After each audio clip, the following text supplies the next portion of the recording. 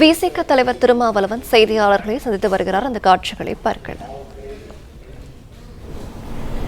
நடவடிக்கையில் இறங்குவதற்கு முன்னதாகவே பகுஜன் சமாஜ் கட்சி கோரிக்கை வைப்பதற்கு முன்னதாகவே எடுத்த எடுப்பிலேயே தமிழ்நாடு அரசு இதை விசாரிக்கக்கூடாது, இந்திய ஒன்றிய அரசின் கட்டுப்பாட்டில் இருக்கிற சிபிஐ விசாரிக்க வேண்டும் என்ற குரல் பாஜகவின் குரலாக இருந்தது. அதுதான் பாஜகவினுடைய மாநில தலைவரின் குரலாகவும் அடுத்து ஒலித்தது. ஆருத்ரா கோல்டு நிறுவனத்திற்கும் பாஜகவை சார்ந்த சிலருக்கும் இடையிலுள்ள உறவு குறித்து கடந்த சில மாதங்களாக அல்லது ஒரு வருடத்திற்கு மேலாக பேசப்பட்டு வருவதை நாம் பார்க்கிறோம், விவாதிக்கப்பட்டு வருகிறது. ஆருத்ரா கோல்டு விவகாரத்திலே சம்பந்தப்பட்டவர்கள் பாரதிய ஜனதா கட்சியில் பொறுப்பிலேயே இருக்கிறார்கள். இப்போது ஆம்ஸ்ட்ராங் கொலையில் ஆருத்ரா கோல்டு விவகாரமும் பேசப்படுகிறது. பாஜக இதில் வலிந்து தலையிட்டு சிபிஐ விசாரணை கோருகிறது. இதுபோன்ற விவகாரங்கள் விசாரணைக்குரியவையாக உள்ளன, புலனாய்வு விசாரணைக்கு உட்படுத்தப்பட வேண்டியவையாக உள்ளன. அவர்களின் அரசியல் செயல் திட்டம் என்பது திமுக அரசுக்கு எதிராக இங்கே ஒரு பதற்றத்தை ஏற்படுத்த வேண்டும், ஒவ்வொரு வாய்ப்பையும் பயன்படுத்தி சட்டம் ஒழுங்கை சீர்குலைக்க வேண்டும் என்பதாகத்தான் இருக்கிறது. அதற்கு துணையாக பல அமைப்புகளும் இங்கே செயல்பட்டு வருவதை காண முடிகிறது. மேனாள் முதல்வர் முத்தமிழ் அறிஞர் கலைஞர் அவர்களை தனிப்பட்ட முறையிலே கடுமையாக விமர்சிப்பது அரசியல் அநாகரிகத்தின் உச்சமாக இருக்கிறது. கருத்தியல் விமர்சனங்களை வைக்கலாம், அரசியல் விமர்சனங்களை வைக்கலாம், ஆனால் அவரை கொச்சைப்படுத்துவதன் மூலம்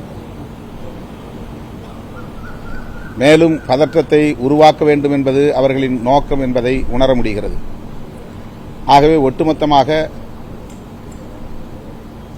அரசியல் செயல் திட்டங்களை வரையறுத்துக் கொண்டு சட்டம் ஒழுங்கை சீர்குலைக்க சில சக்திகள் செயல்பட்டு வருவதை அறிந்து சட்டம் ஒழுங்கை காப்பாற்றுவதற்கு அரசு நடவடிக்கை எடுக்க வேண்டும் என்று வலியுறுத்தியிருக்கிறோம்.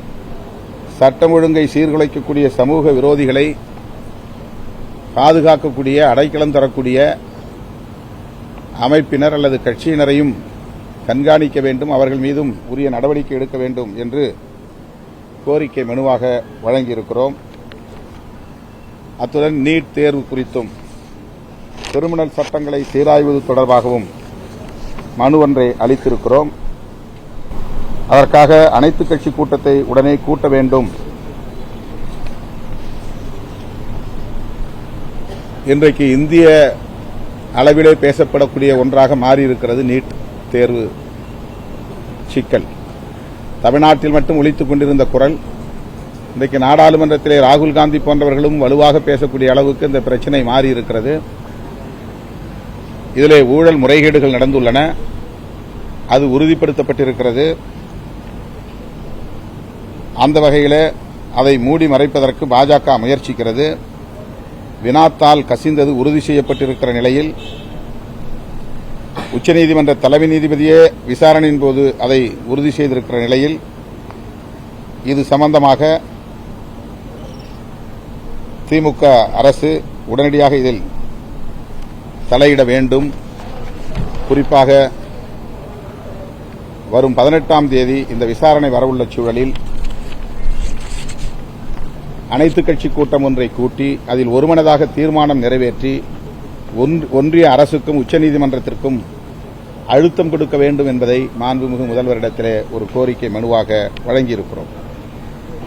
அதேபோல நாடாளுமன்ற உறுப்பினர்களை, எதிர்க்கட்சி உறுப்பினர்கள் அனைவரையும் வெளியேற்றிவிட்டு, இடைநீக்கம் செய்துவிட்டு இந்த 3 கிரிமினல் சட்டங்களை நிறைவேற்றி அதை நடைமுறைக்கு கொண்டு வந்திருக்கிறார்கள்.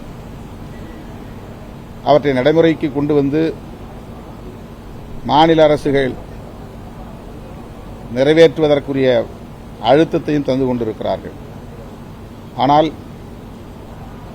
தமிழக அரசு அது குறித்து ஆய்வு செய்வதற்கு ஓய்வு பெற்ற நீதிபதியின் தலைமையிலே ஒரு ஆணையத்தை அமைத்திருப்பது வரவேற்கத்தகுந்தது. அதனை வரவேற்று பாராட்டினோம். இது தொடர்பாக இந்தியா கூட்டணி கட்சிகள் ஆளும் மாநிலங்களில் இதேபோல திருத்தம் கொண்டு வருவதற்கு நடவடிக்கை எடுக்க வேண்டும் என வலியுறுத்தி அந்த கூட்டணி கட்சிகளின், தோழமை கட்சிகளின் முதல்வர்களுக்கு தமிழ்நாடு முதல்வர் கடிதம் எழுத வேண்டும், அவர்களை தொடர்பு கொண்டு அழுத்தம் கொடுக்க வேண்டும் என்பதையும் வலியுறுத்தியிருக்கிறோம். அத்துடன் திரு ஆம்ஸ்ட்ராங் அவர்களின் உடலை பொதுமக்களின் பார்வைக்காக அரசு பள்ளி வளாகத்திலே வைப்பதற்கு அனுமதி அளித்து, உரிய பாதுகாப்பையும் அளித்து, அமைதியான முறையில், கண்ணியமான முறையில் அவருடைய உடலை அடக்கம் செய்வதற்கு அரசு ஒத்துழைத்ததற்காக எமது நன்றியையும் முதல்வருக்கு தெரிவித்தோம். ஆம்ஸ்ட்ராங் அவர்களின் இல்லத்திற்கு சென்று அவருடைய பாதிக்கப்பட்ட துணைவியாரையும் சந்தித்து ஆறுதல் சொன்னது எமக்கு ஆறுதல் அளிக்கிறது.